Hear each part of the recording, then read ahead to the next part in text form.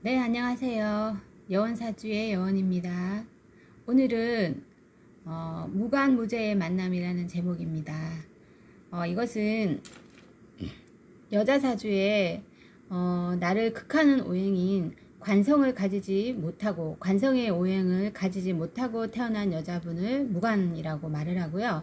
남자사주에서 여자와 돈과 부친을 상징하는 재성이라는 내가 극하는 오행을 가지지 못한 사람의 오행을 무제라고 말을 합니다.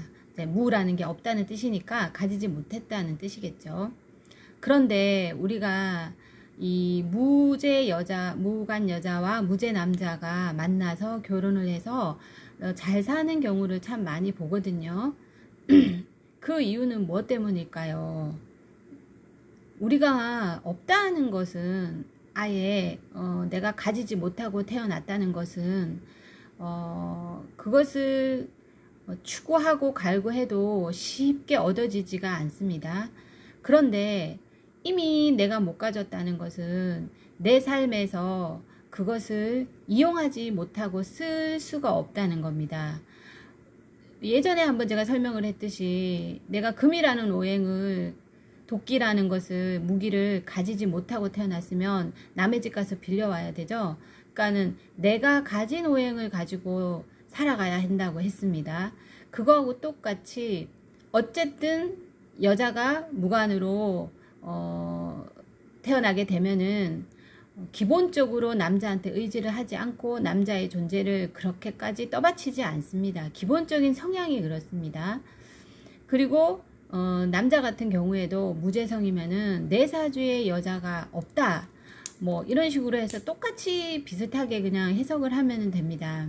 그러니까 흔히 뭐 말하듯이 존중하지 않는다 너 이렇게 말하면 또 무재성의 남자분들이 반발하실 수도 있고 말도 안 되는 소리라고 말을 할 수가 있는데요. 언어로 표현을 하려고 하니까 한계가 있습니다. 즉 여자한테 의지하거나 여자의 어떤 힘이 강하거나 남자에서는 무죄가 되면 그런 것이 없다는 거죠.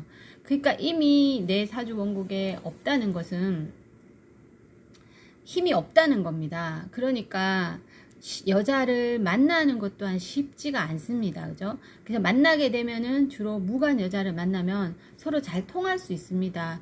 왜냐하면 각자가 그 서로에 대한 필요성에 대해서 한계가 있기 때문에. 그러나 여자가 무관인 여자가 무죄를 만나면 힘은 듭니다. 그리고 무죄성인 남자가 무관인 여자를 만나도 어떻게 보면 힘들 수 있고요. 그렇지만 살아가는 데 있어서는 적절히 양보만 하면은 잘 살아갈 수가 있는 겁니다. 그런데 무관 여자가 무재성의 남자를 만나면 솔직히 그게 아니라 예를 들어서 관이 강한 여자가 무재의 남자를 만나면 더더욱 힘이 들겠죠. 그리고 또 재성이 강한 남자가 무관의 여자를 만났다라고 하면 결혼을 해가지고 어느 정도 살다 보면은 이 여자가 자식을 많이 자식한테 좀 치우쳐지는 경향이 있습니다. 사랑이나 관심이 남자보다는 자식한테 많이 가는 경우가 많아서 남자가 뭐 조금 그러니까 조금 무관심하다 그래야 되나 아니면은 조금 서운할 정도로 하는 경우도 있거든요. 그래서 그 밸런스가 좀 깨지겠죠. 그러니까 재성을 가진 남자 같은 경우에는. 그래서 물론 뭐 결혼은 되겠지만 언밸런스적인 부분이 많기 때문에 오히려 이것이 더 나을 수도 있다. 그리고 더 잘 사는 부부들도 많다는 것을 이제 말씀드리는 겁니다.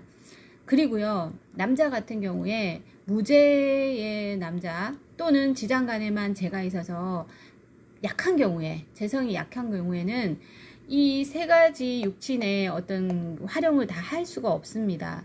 재성이 신앙 제왕에서 나도 강하고 재성도 강하게 있을 경우에는 이 모든 게 갖춰질 수 있지만 이렇게 이 예시사주를 보시면은 축토속 개수 하나만 재성으로 앉아있죠. 그런데 아주 힘이 특히 그 지장간 속에 들어가 있어서 더 힘이 약합니다.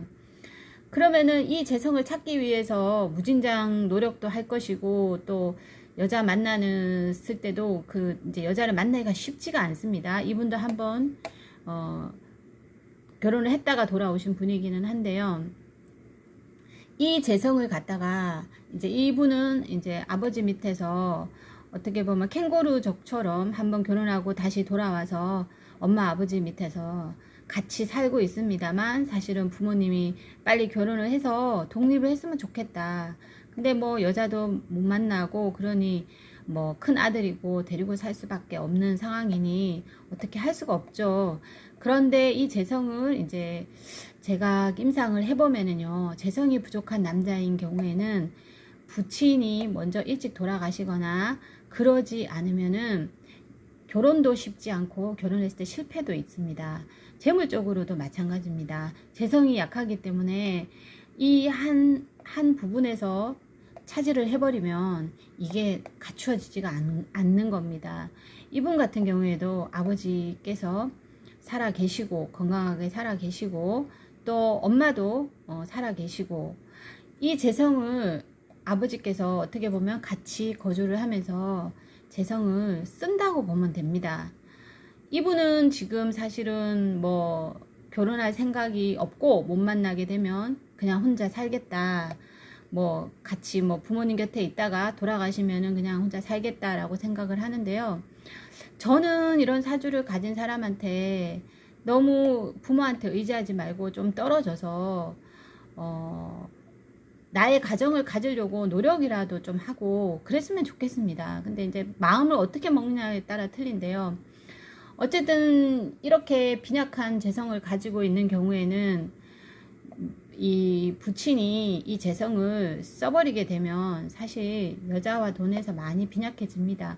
그런데 예를 들어서 뭐 부친이 예를 들어서 뭐 조금 일찍 돌아가셨다거나, 제가 임상을 해보면 무죄나 이런 무죄 사주들은 아버지가 일찍 돌아가시면은요 결혼을 한 경우가 있더라고요. 결혼을 해서 살다가 뭐 좀 뭐 트러블이 생기든 뭐든 결혼 생활을 유지해 나가는 경우인데, 보통 물어보면 아버지께서 일찍 돌아가시거나 그런 경우가 많더라고요. 그러니까 이것은 어떻게 보면은 조금 우스운 거지만은 이 약한 재성을 누가 쓰든 써야 되는데 셋이 다 쓸 수가 없다는 것을 저는 임상을 통해서 굉장히 많이 느꼈거든요.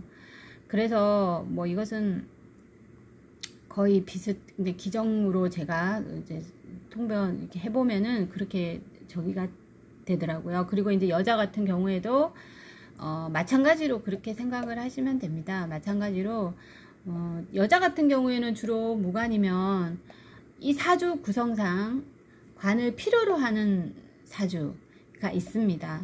그런 경우에는 남자가 있어야 되고, 웬만하면은 결혼을 해서 해서 사는 게 좋고, 직업적으로도 남자를 상대로 하는 직업도 관을 채우게 되거든요. 그래서 그것도 괜찮습니다. 그런데 사주 구성상 정말 필요로 하지 않는다라는 경우의 사주도 있습니다.